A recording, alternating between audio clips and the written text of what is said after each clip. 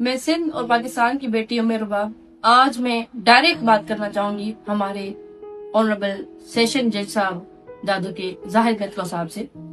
सबसे पहले तो मैं बारहा कह चुकी हूँ कि मैं खुद कानून की तालिबे इल्म हूँ, मैं खुद एक वकील हूँ और मैं अदालतों का एहतराम जानती हूँ, मैं अदालतों का तक़द्दुस जानती हूँ।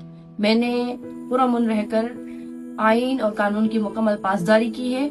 9 साल तक मैं कोर्ट्स के चक्कर काटती रही हूँ। इसमें कुछ चीजें हैं जो मैं सबके सामने रखना चाहती हूँ, आवाम के सामने रखना चाहती हूँ, अदालतों के सामने रखना चाहती हूँ। एक FIR काटने का हुक्म दिया गया है सेशन जज साहब की जानिब से दादू के उन लोगों के खिलाफ के जो सोशल मीडिया पे अदालतों के लिए लिख रहे हैं या ऑनरेबल जज साहब के लिए लिख रहे हैं। अब इसमें सवाल ये बनता है, जज साहब का मतन ये है कि ये फैसला मैंने नहीं दिया, इसलिए आपको हक नहीं है मुझे डिफेम करने का। बिल्कुल ये बात दुरुस्त है कि जाहिद मेतलो जज साहब ने इस केस का फैसला नहीं दिया। एडिशनल सेशन जज उन्होंने इस केस का फैसला दिया है। उन्होंने मेरे वालिद, दादा और चचा के खून को रायगान किया है। अब सवाल ये है हमारा सेशन जज साहब से कि बिल्कुल सर, आपके कहने पर आपने ये फैसला नहीं दिया, मगर एक और नोटिस निकला था, अगर सबके नॉलेज में हो, सेशन जज साहब की जानिब से कि सेक्शन 144 लागू किया जाए। इस केस के फैसले के दौरान सिक्योरिटी हाई अलर्ट की जाए, दोनों जिलों में इस तरह से कि कर्फ्यू लगाया जाए। इस तरह के फैसलों से ये तो वाज़ेह हो चुका कि कितनी आजादी है। सेशन जज साहब, मैं हैरान हूँ कि आपको भी मालूम है कि मैंने कानून की मुकम्मल पासदारी की है, मैं पुरअमन रही हूँ, मगर मुझे अब ये एहसास हो रहा है कि ये सेक्शन 144 इसलिए लागू किया गया कि ये फकत हमें रिस्ट्रेन करने के लिए, हम पे रिस्ट्रिक्शंस लगाने के लिए ये नाफिज हुआ था। क्योंकि जब मैं पहुंची अदालत तो मेरी सिक्योरिटी की जो गाड़ियां हैं उनको भी अलाउ नहीं किया जा रहा था, उस चीज पे भी एतराज था। हालांकि वो सिक्योरिटी मुझे सुप्रीम कोर्ट की जानिब से मिली और सरदारों के लोग, मैं हैरान हूँ कि 3 चेक पोस्ट अदालत तक पहुंचते हुए लगे हुए थे और वो 3 चेक पोस्ट किस तरह सरदारों के हथियारों वाले बंदे, प्राइवेट बंदे जो है वो क्रॉस करके पहुंचे और बस आपके जज साहब की सिग्नेचर करने की जरूरत थी। सिग्नेचर होने के फौरन बाद वो हथियार की नुमाइश करने लगे। दादू शहर में तो दफा 144 नाफिज था ना, तो इसका जवाब मुझे कौन देगा?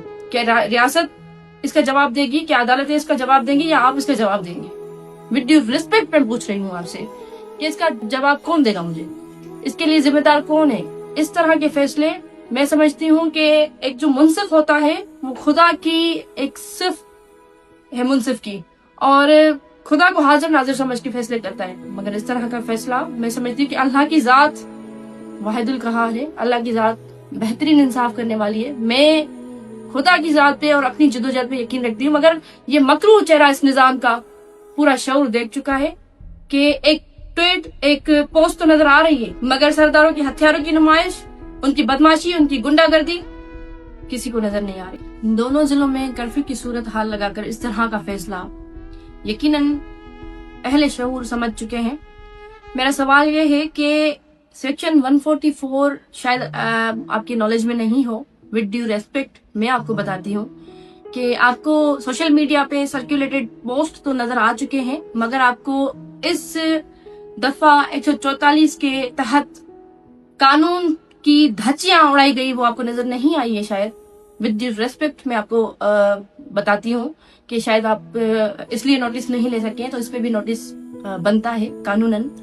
और हैरानगी की बात है कि स्टेट मशीनरी इस्तेमाल की गई सरदारों को प्रोटेक्ट करने के लिए, कातिलों को प्रोटेक्ट करने के लिए। एक पैगाम दिया गया बेसिकली कि जो भी सरदार वडेरे के खिलाफ उठने की हिमाकत करेगा तो उनके लिए इस तरह होगा कि जो किराए के कातिल होंगे, जो दिन दहाड़े गोलियां चला के आपको कत्ल कर देंगे ना, उनके खिलाफ भी कोई एक्शन नहीं हो। ये पैगाम दिया गया हमें स्टेट की जानिब से, मगर हमारे हौसले बुलंद हैं। मैं 12 कह चुकी, पहले भी कह चुकी, मैं इस्लामाबाद तक जा चुकी, सुप्रीम कोर्ट तक जा चुकी कि मुझे ये खदशात थे कि सिंध में इंसाफ होना मुश्किल ही नहीं नामुमकिन है, मगर फिर भी मैंने अदालतों का एहतराम किया। मैं हर पेशी पे गई, मैंने मुमकिन कोशिश की कि मैं इंसाफ हासिल कर सकूं।